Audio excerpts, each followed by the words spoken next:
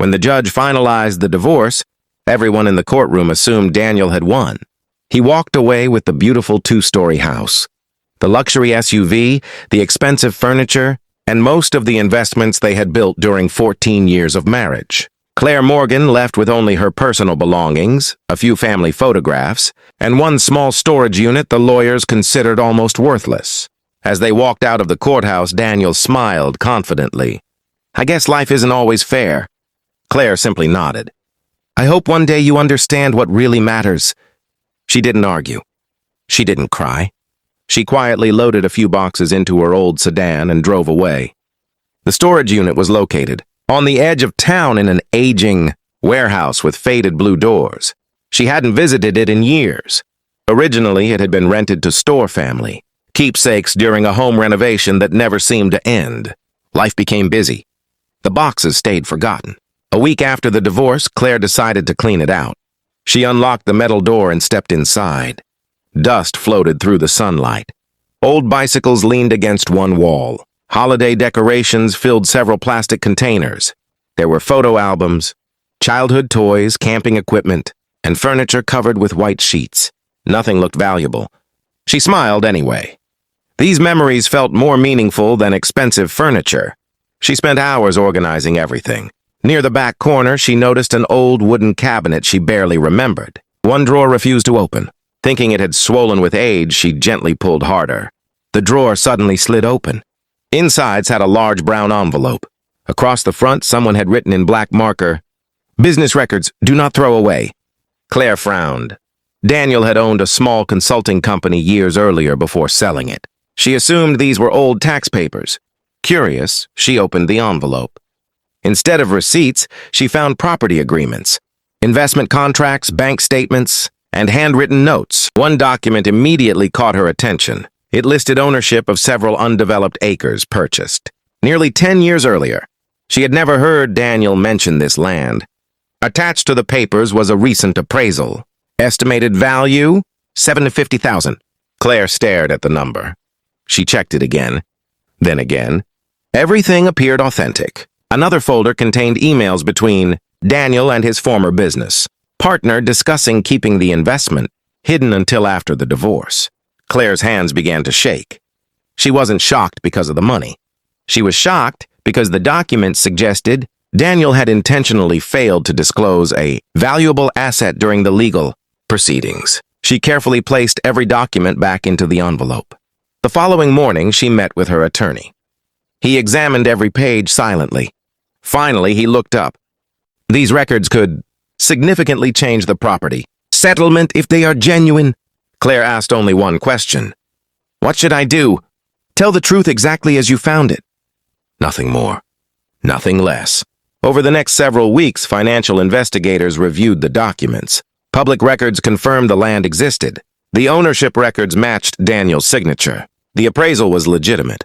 Even more surprising, the investment had increased dramatically in value after a new highway project was announced nearby. Daniel had never reported it during the divorce.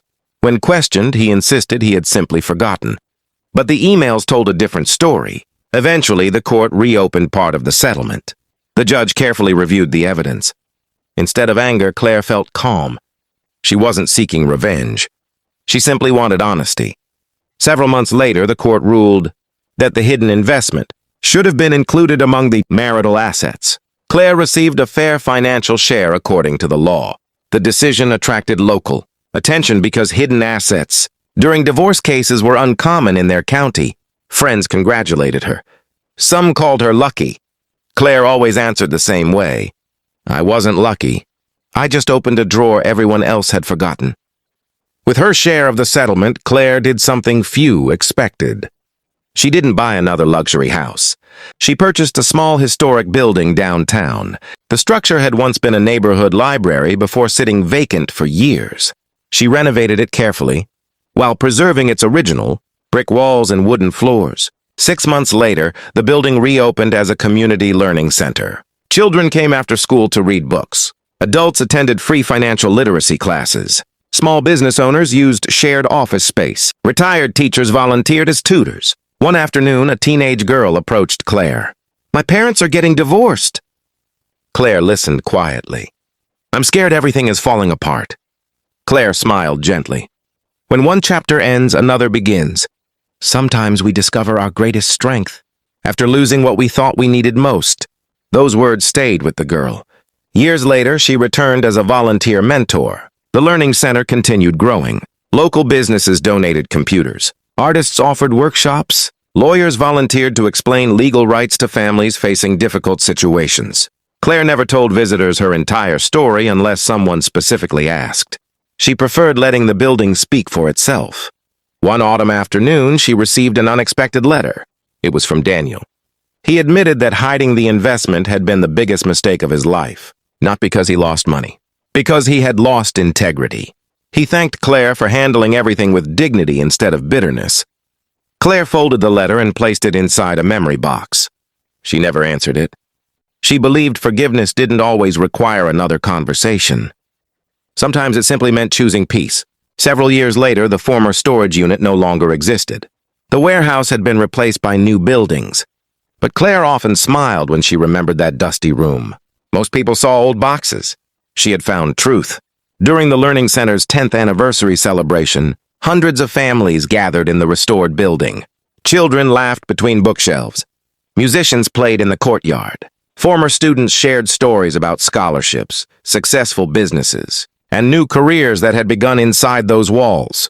A local reporter asked Claire one final question. If you could relive the divorce, would you change anything? She looked around at the smiling faces before answering. No, because losing a house helped me build a home for an entire community. The audience applauded warmly. As the evening sun filled the windows with golden light, Claire realized that life had never taken everything away from her. It had simply guided her toward something far greater than she had ever imagined.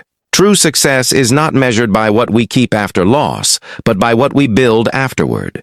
Honesty always has lasting value, while hidden secrets eventually come to light. Sometimes the greatest opportunities are waiting, inside the places everyone else believes are empty.